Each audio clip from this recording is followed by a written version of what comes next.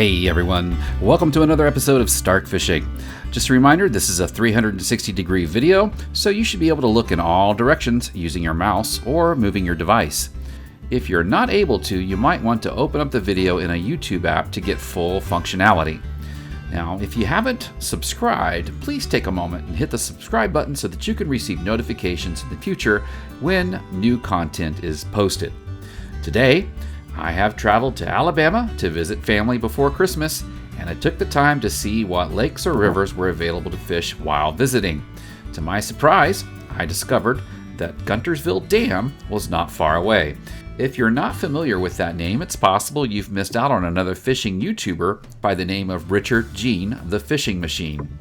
These are his home waters, and I've watched multiple videos of him catching sauger right here. Now, sauger is one of my favorite fish to target when I'm given the opportunity. So this is a bucket list item for me to fish this spot with the hopes of maybe even running into Richard at the same time. Well, it didn't take long for the first bite.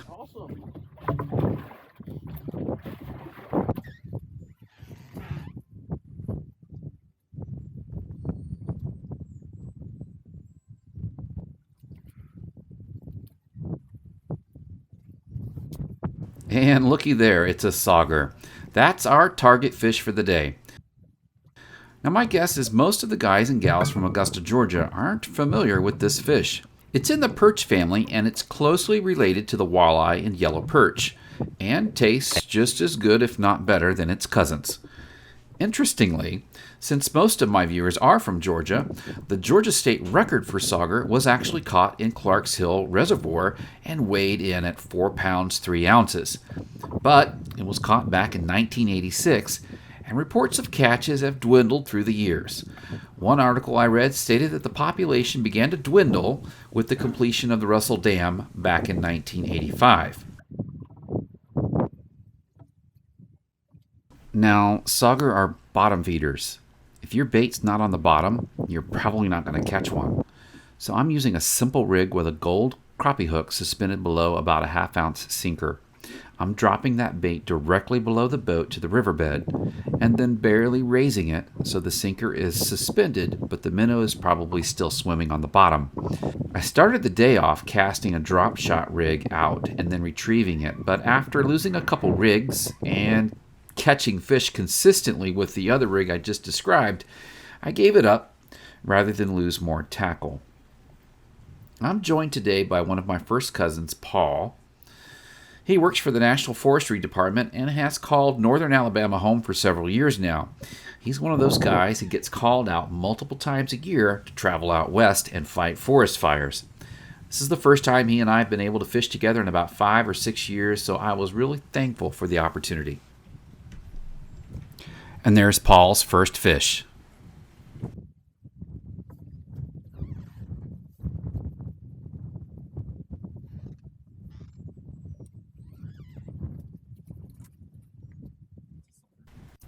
In Alabama on the Tennessee River, there is a 15-inch minimum limit for sauger.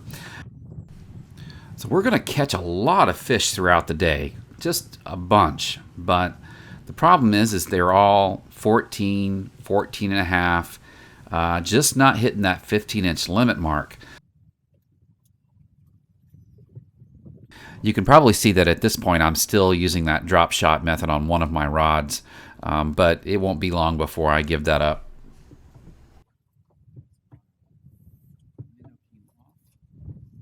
I was convinced that this particular one that Paul caught was going to be a legal limit, but it wasn't, and he's going to have to throw it back.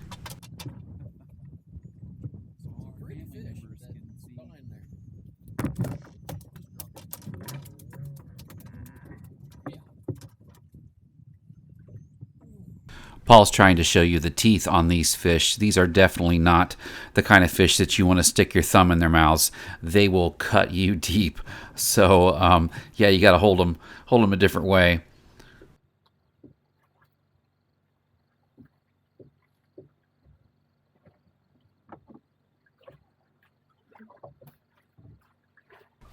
Watch close, look at that pole tip and see if you can see the bite.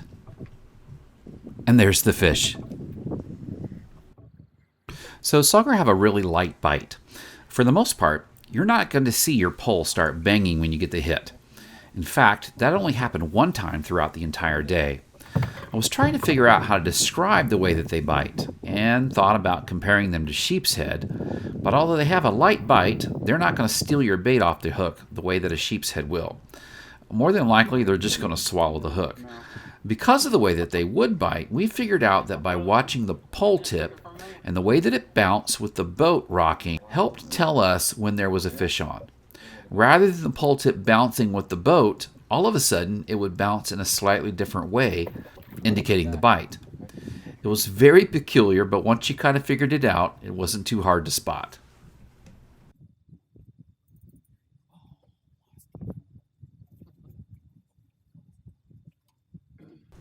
Whoops, I missed that one, but let's see what happens when I drop it right back down.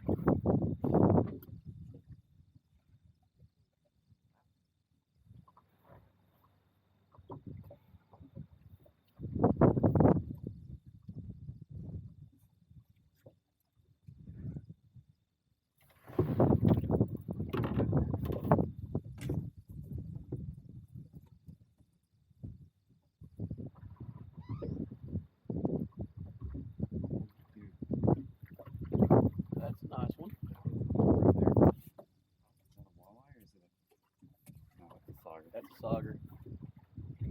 No, that might be a walleye. Yeah, sauger.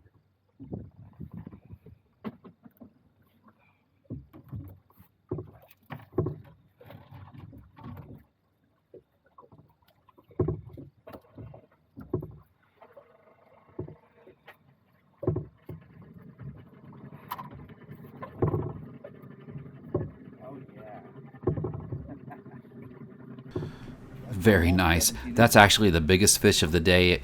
It came in at about 17 and a half inches, which means it's a keeper and it's going in the live well.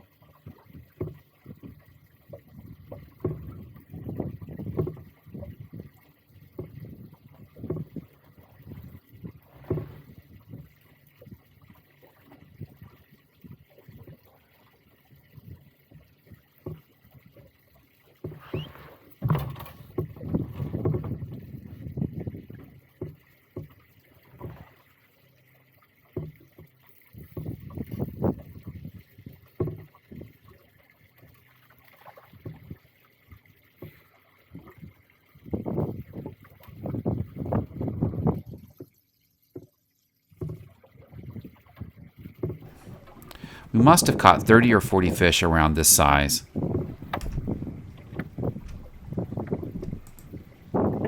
I've read that there are some guides in the area that really wish the DNR would put in a slot limit where perhaps the fish between 12 and 15 inches would be able to be kept, and then the larger breeder fish would be thrown back. And instead of us keeping that big 17.5-inch female, we'd be keeping these smaller ones, and probably would have gotten our limit a lot quicker and left the big ones to spawn for the next year. Turn my back on it and get a bite. Looky there, Paul's got another fish on. Second keeper, I wonder.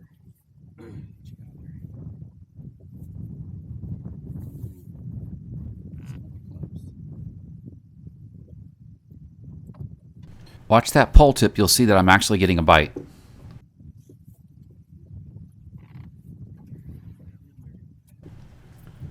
And there it is.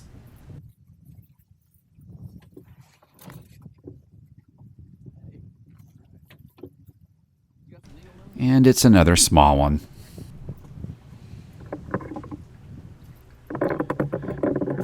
Paul and I joked earlier in the morning as we were headed to the dam that we were looking forward to being up against these walls, knowing that it would block the wind, unless the wind was blowing directly down through the center, which it ended up doing. And so it was kind of cold and windy. There was really no break from that.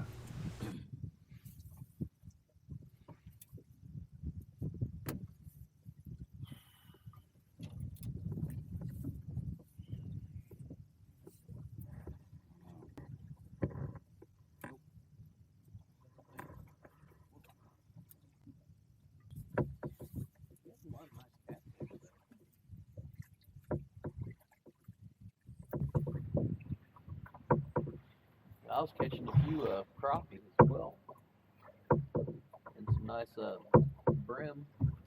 I was up there when they had the cicadas. That was still going on. Yeah. I was just going out, picking those things up, putting them on a hook, and catching fish. Wow. A lot of fun. Maybe that might be super cool.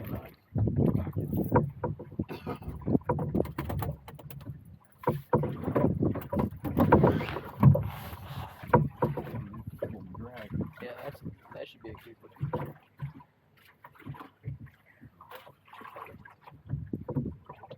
They had bought another little cabin on the other side of the lake from them.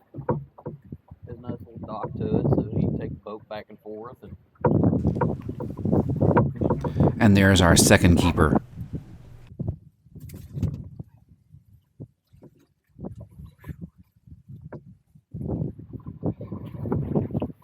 Maybe the big ones will start coming in. I hope so.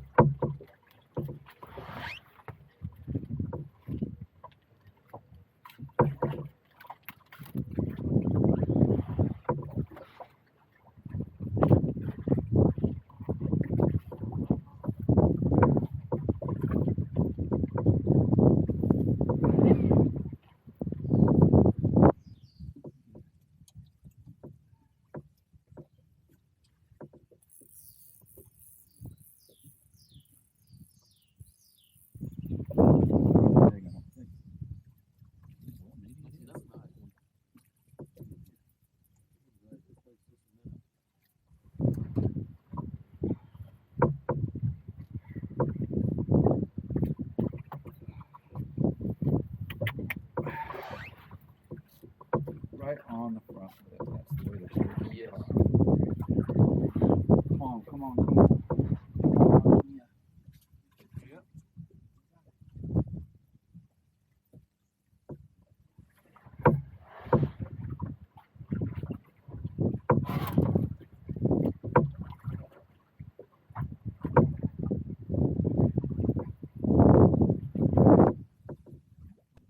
And back-to-back keepers. That's a great way to end the video. For the most part, the rest of the day we caught just smaller ones like we've been catching. So what a great time, though. I'm glad you guys joined me. We did not get to meet Richard Gene the fishing machine, but we definitely benefited from his videos by being able to get in on some of the Sauger action. So if you live up in the area, again, this video was recorded about 3 days before Christmas, and the bite has been hot and heavy from what we hear. So if you are in the area and you want to get on it, Guntersville Dam, not hard to get to, and these are easy fish to fish for. Get on it, try it out, see what you think. Well, folks, that's all I've got for this video. I sure had a lot of fun. Thanks again to my cousin Paul, his wife Amanda, for hosting me and my daughter, and for the fishing trip. Just a heads up, I discovered after this trip that I have a hole in my boat. It's a Carolina skiff, and it's something that I've got to take care of. Apparently, I have taken some water on, and so I'm going to be doing some boat repairs, which means my future videos, I'm going to be in my kayak quite a bit, probably for the next couple, for as long as it takes to get the boat fixed. I don't want anything to happen to it. So, kind of sad that happened, but I'm glad I saw it and am able to now get it fixed without doing further damage to the boat. Thanks for joining me, and listen, remember, if you see me out of the water, be sure to stop and say hello.